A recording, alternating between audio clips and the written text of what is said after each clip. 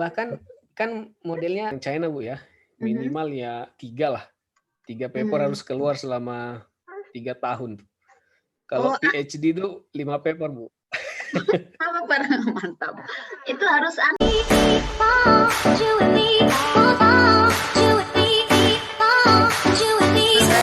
jumpa lagi di channel saya, Waalaikumsalam. PhD Bareng Story. Kali ini kita akan bersama mahasiswa alumni UIN Sunan Kalijaga Yogyakarta, S1-nya 2004, kemudian melanjutkan ke Cantong University di China dengan jurusan Nuclear Science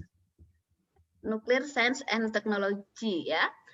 Nanti hari ini kita akan sharing banyak hal dengan Ikhlas. Ikhlas Iya, Bu. Halumuan Sirgar. Beliau ini mahasiswa yang super sangat aktif dulu pas waktu S1-nya.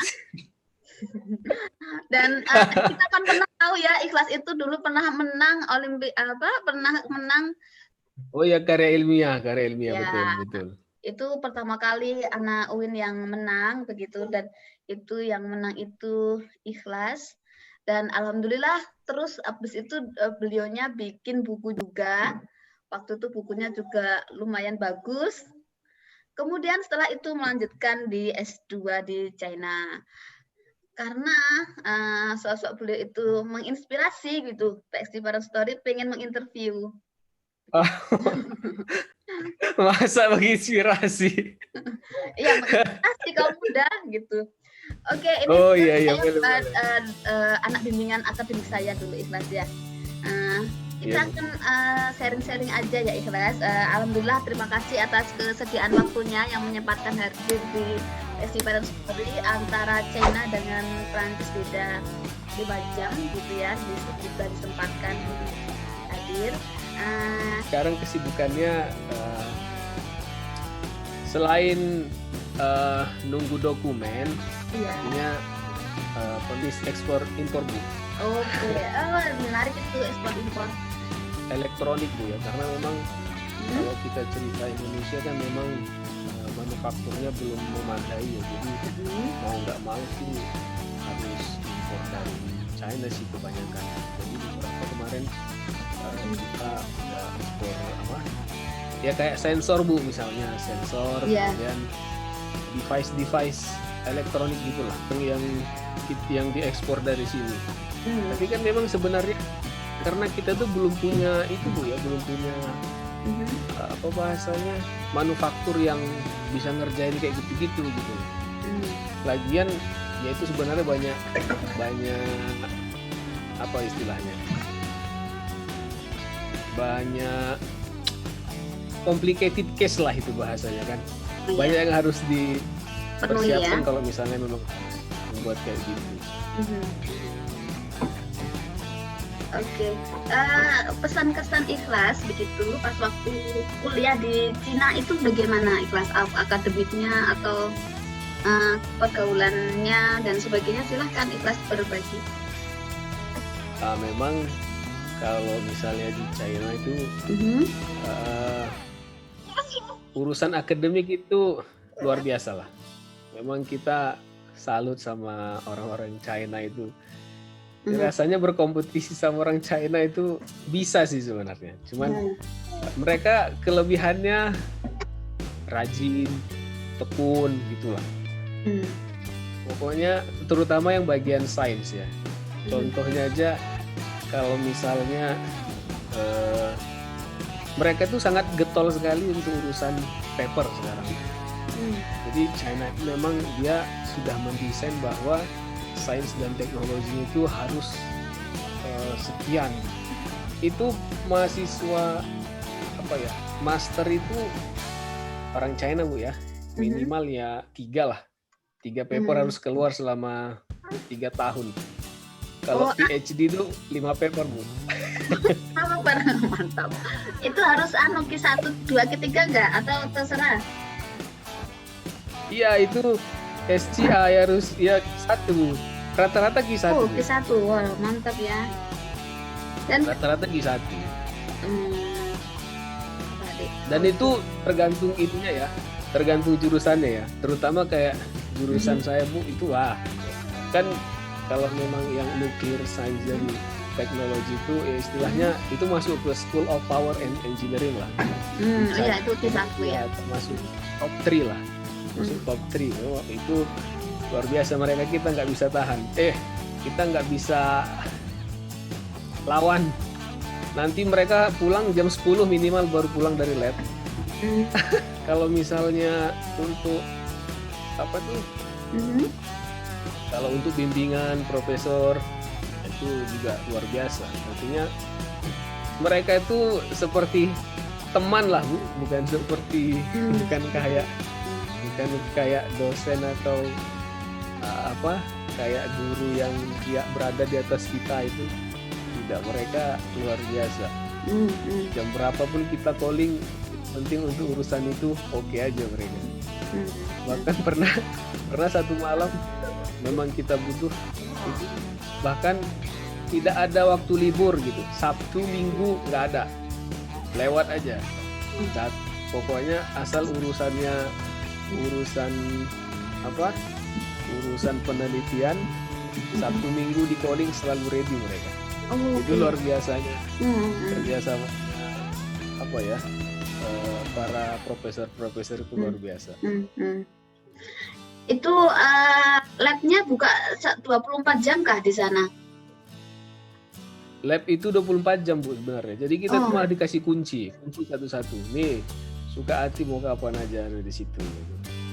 Bahkan sebagian mereka itu ya suka tidur di lab gitu kan, kalau misalnya memang deadline dia gitu. Itu biasa, itu hal yang biasa. Kalau ini Ikhlas, kalau yang tentang bagaimana kamu mendesain pergaulan, bagaimana waktu COVID ini kan jarak jauh ya, daring gitu maksudnya. Nah itu betul. Mas di China gimana? Kalau masa COVID ini kan kebetulan China sudah lewat Bu ya. Jadi mereka itu sekarang sudah bahasanya sudah genjot lagi gitu. Sekarang mereka udah normal, totally normal.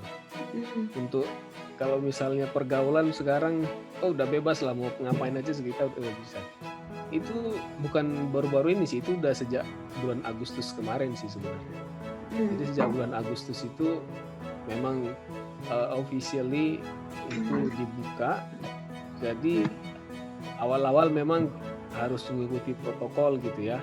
Kayak misalnya di setiap titik itu disediakan kayak QR code gitu yang kita harus scan lah supaya ngecek kita udah pernah melewati zona merah apa belum gitu. Kalau hal-hal yang begitu sampai sekarang masih.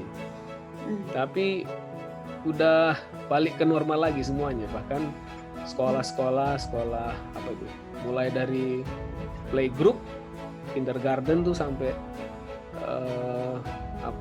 sampai university itu sekarang udah masuk semua, udah gak ada masalah kalau di masa COVID ini. Oke, kalau kita boleh tahu Ikhlas, yang membedakan sistem pendidikan Indonesia dengan Perancis Cina seperti apa? Maksudnya SD, SMP itu apakah berbeda jenjangnya?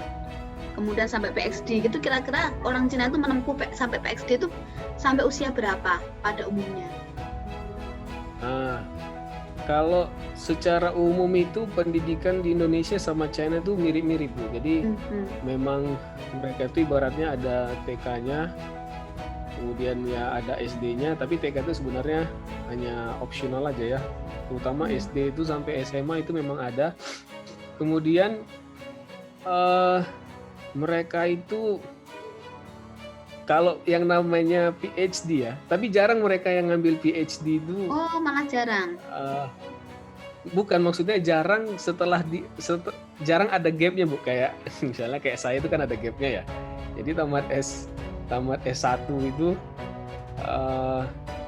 baru ada gap berapa 2 tahun baru ngambil S2 kan gitu. Kalau mereka itu enggak, mereka karena mereka ada program yang S1 langsung ke S3 gitu tanpa ada S2. Jadi misalnya kita tamat S1 nih, S1 sama 4 tahun. Baru kita boleh ngambil master atau kita langsung ngambil PhD, itu boleh. Dan biasanya orang-orang yang ngambil master itu yang yang mau kerja biasanya. Jadi mereka sebagai profesional gitu. Tapi kalau misalnya yang PhD itu langsung, kalau udah PhD pasti dia jatuhnya udah peneliti udah. Education ya, edukator ya. Iya, bukan hanya educator Bu, tapi bagusnya lembaganya itu kayak lembaga riset ya. Itu mereka wadahnya ada gitu. Kita kayaknya kalau di Indonesia kan kurang gitunya ya. Jadi banyak yang PhD peneliti bagus itu tidak tertampung gitu. Tapi kalau China mereka memang sudah siapkan itunya gitu. Makanya pernah suatu ketika saya tanya ke teman-teman, loh ini nanti kalian biasanya setelah ini kemana gitu. Nah bahkan mereka tuh sudah kan modelnya lab Bu ya. Jadi lab ini tuh sudah kerjasama sama institusi riset mana gitu di China. Jadi alumni S3-nya ini biasanya sudah dimintain itu. Sebelum mereka lulus sudah ada yang minta tuh dari institusi sana. Iya. Kalau di sini untuk pekerjaan juga seperti itu Bu. Misalnya kita bakal tamat tahun depan ya. Tahun ini tuh itu sudah datang perusahaan itu datang ke kampus untuk mereka buka lowongan gitu. Jadi 1 tahun sebelum kita selesai itu tuh sudah masukin lamaran kemana-mana gitu. Tapi besoknya setelah kita lulus, nah itu udah nggak ada masalah lagi, langsung kerja. Nah itulah ibaratnya. Nah, penduduk di China itu kan kita tahu sendiri ya, termasuk yang 4 besar dunia kan? 3 besar malah. Betul. Semuanya tertampung begitu. Nomor 1 malah. Oh, sekarang nomor 1. Iya, nomor 1. Iya. Semua tertampung itu semua dari ini. Nggak ada yang nganggur atau istilahnya. Pasti tidak semua Bu.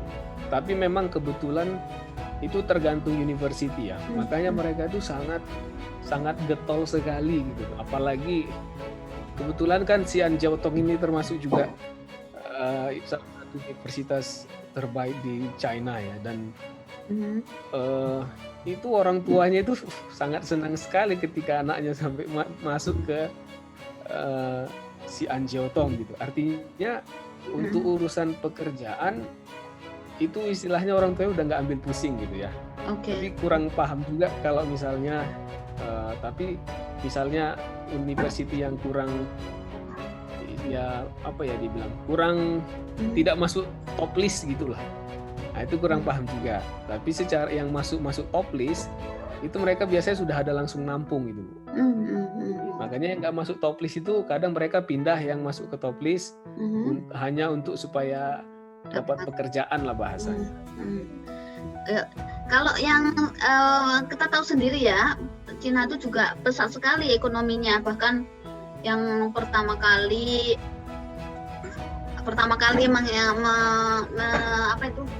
pokoknya yang dia tuh bisa untuk jadi platform dunia Asia untuk pengembangan ilmu sains dan teknologinya begitu ya, selain Jepang tentunya. Betul. Nah kalau peran pemuda sendiri ngapain itu? Maksudnya apa yang mereka lakukan kok sampai bisa sebesar itu, negara yang terkenal. Bahkan kita tahu sendiri ya, Ikhlas di hadis itu lah ilmu sampai ke negeri Cina gitu. Walaupun saya malah ke Eropa gitu ya.